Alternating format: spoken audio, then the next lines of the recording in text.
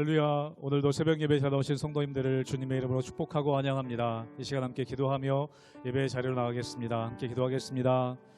하나님, 참되게 예배하는 자를 찾으시는 주님, 저희들 온전히 마음을 다하고 뜻을 다하여 주님만을 예배하기 원합니다. 저희들 우리의 소원을 아뢰기 이전에 주님께 온전히 영광 올려드리며 찬양하며 예배하는 예배자 되게 하여 주시옵소서. 하나님 기뻐 받으시는 우리의 삶의 예배를 드리는 저희들 성도님들 될 수 있도록, 가정 될 수 있도록, 우리 교회 될 수 있도록 늘 은혜 허락하여 주시옵소서. 감사드리며 예수님 이름으로 기도하옵나이다. 아멘.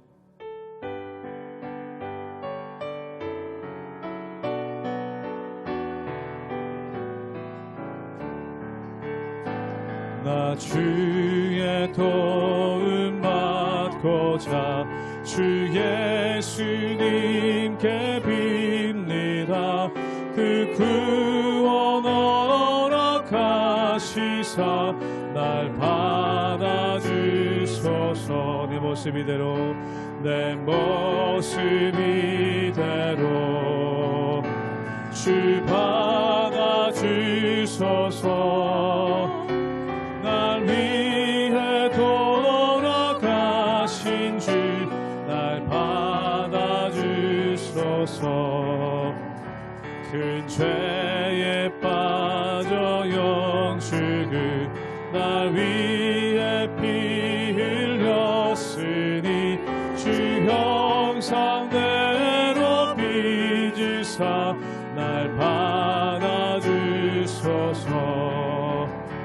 내 모습 이대로 주 받아주소서. 날 위해 돌아가신 주 날 받아주소서. 내 힘과 결심 약하여, 내 힘과 결심 약하여 늘 깨어지기 쉬우니 주 이름으로 구원해 날 받아주소. 내 모습 이대로, 내 모습 이대로 주 받아주소서. 날 위해 돌아가신 주 날 받아주소서. 내 주님 서신 날 앞에 나 꿇어 엎드렸으니 그 크신 역사 이루게 날 받아주소서. 내 모습 이대로 주 받아주소서. 날 위해 돌아가신 주 날 3절로 한 번 더 고백하기 원합니다. 내 힘과 결심 약하여, 내 힘과 결심 약하여 늘 깨어지기 쉬우니 주 이름으로 구원해 날 받아주. 아멘. 내 모습 이대로, 내 모습 이대로 주 받아주소서. 날 위해 돌아가신 주 날 받아주. 내 모습 이대로 받아주소서. 내 모습 이대로 주 받아주소서. 날 위해 돌아가신 주 날 받아주소서.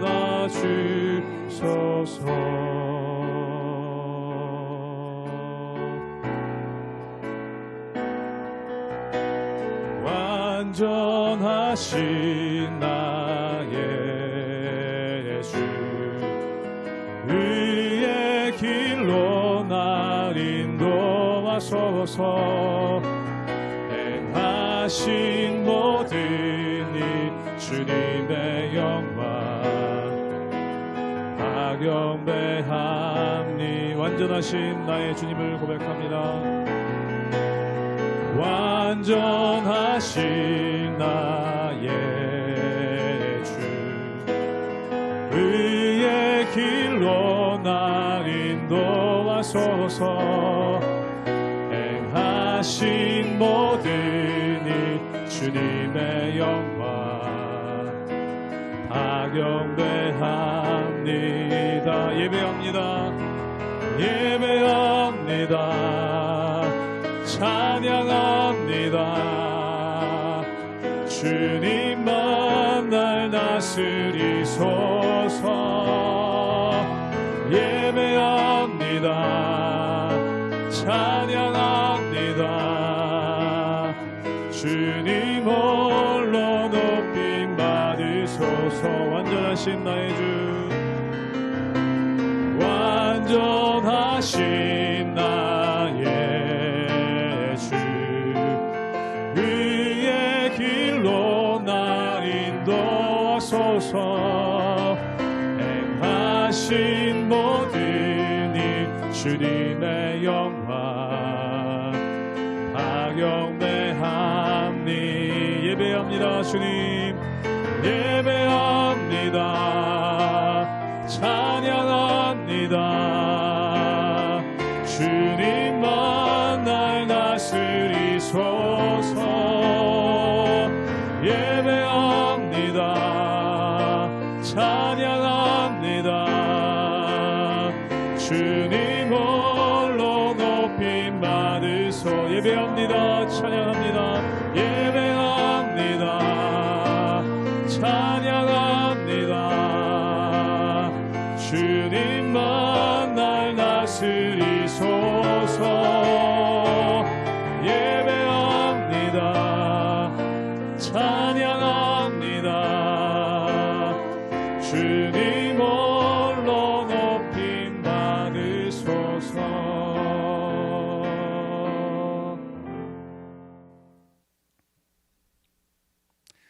할렐루야. 우리 하나님의 은혜와 평강이 우리 성도님들 삶 가운데 날마다 가득하시기를 주님의 이름으로 축원합니다.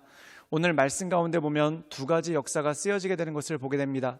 첫 번째 역사는 바로 가인과 그의 후손들의 역사이죠. 그리고 두 번째 역사는 아벨을 대신하게 된 셋과 그의 후손에 관한 역사인 것을 보게 됩니다. 가인의 역사는 무엇일까요?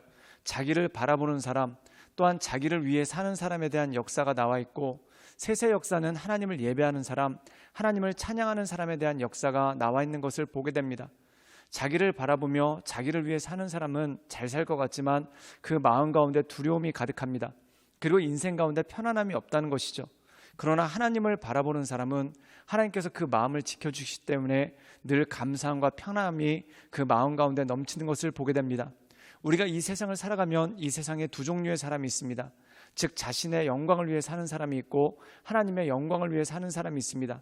자신의 영광을 위해 사는 사람들은 늘 마음 가운데 두려움이 가득하지만 하나님의 영광을 위해 사는 사람들은 하나님께서 주신 평안과 감사가 늘 마음 가운데 넘치게 된다는 것이죠. 그러므로 하나님의 영광을 위해 날마다 주님 앞에 나가시는 우리 모든 성도님들 되시기를 주님의 이름으로 축원합니다. 창세기 4장 16절에서 26절 말씀입니다. 가인이 여호와 앞을 떠나서 에덴 동쪽 놋 땅에 거주하더니 아내와 동침함에 그가 임신하여 에녹을 낳은지라. 가인이 성을 쌓고 그의 아들의 이름으로 성을 이름하여 에녹이라 하니라. 에녹이 이랏을 낳고 이랏은 무후야엘을 낳고 무후야엘은 무드사엘을 낳고 무드사엘은 라멕을 낳았더라. 라멕이 두 아내를 맞이하였으니 하나의 이름은 아다요 하나의 이름은 실라였더라. 아다는 야발을 낳았으니 그는 장막에 거주하며 가축을 치는 자의 조상이 되었고 그의 아우의 이름은 유발이니 그는 수금과 퉁소를 잡는 모든 자의 조상이 되었으며 실라는 두발가인을 낳았으니 그는 구리와 쇠로 여러 가지 기구를 만드는 자요 두발가인의 누이는 나아마였더라. 라멕이 아내들에게 이르되 아다와 실라여 내 목소리를 들으라. 라멕의 아내들이여 내 말을 들으라. 나의 상처로 말미암아 내가 사람을 죽였고 나의 상함으로 말미암아 소년을 죽였도다.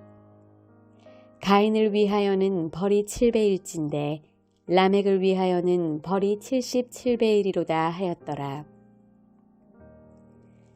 아담이 다시 자기 아내와 동침하매 그가 아들을 낳아 그의 이름을 셋이라 하였으니 이는 하나님이 내게 가인이 죽인 아벨 대신에 다른 씨를 주셨다 함이며 셋도 아들을 낳고 그의 이름을 에노스라 하였으며 그때 사람들이 비로소 여호와의 이름을 불렀더라. 오늘 말씀 가운데 보면 가인이 등장합니다. 이 가인은 아벨을 죽이고 난 다음에 더 이상 아담과 하와와 함께 그 집에 살 수가 없게 되죠. 그래서 그는 그 집을 떠나서 노시라는 곳에 갑니다.